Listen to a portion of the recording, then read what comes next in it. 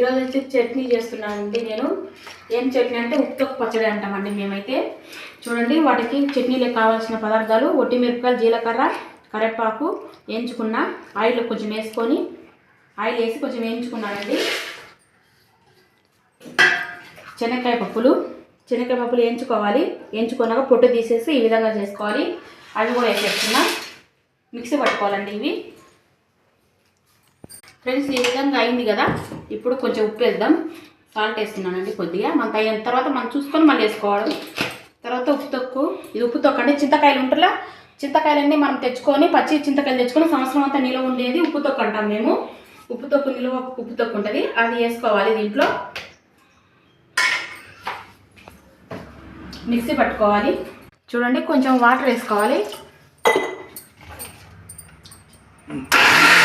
చూడండి, వాటర్ వేసాక ఈ విధంగా అయింది కదా. పచ్చడి అయితే అయింది.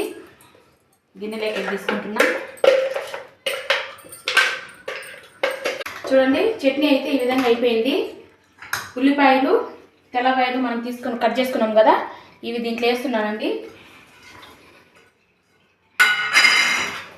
ఇట్లా వేసుకొని అన్ని కలిపేస్తే ఇంకా కొంచెం లాస్ట్ కొత్తిమీర ఉంటుంది. కొత్తిమీర వేసుకుంటే బాగుంటుంది.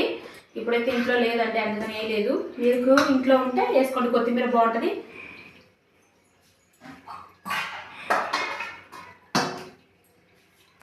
చూడండి, పులగన్నం అయితే చేసాము ఈరోజు.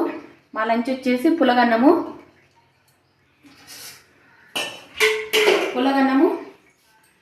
చట్నీ అండి.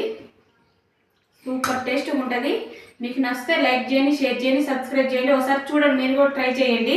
చాలా బాగుంటుంది. పులగన్నం చట్నీ మస్తుగా ఉంటుందండి. మళ్ళీ ఉదయం దోశ ఉంటుంది కదా, దోశ వేసుకునేటప్పుడు ఈ చట్నీ కూడా కాంబినేషన్ సూపర్గా ఉంటుందండి. ఒకసారి ట్రై చేయండి మీరు కూడా. నచ్చితే లైక్ చేయండి, షేర్ చేయండి. ఓకే అండి, బాయ్ అండి.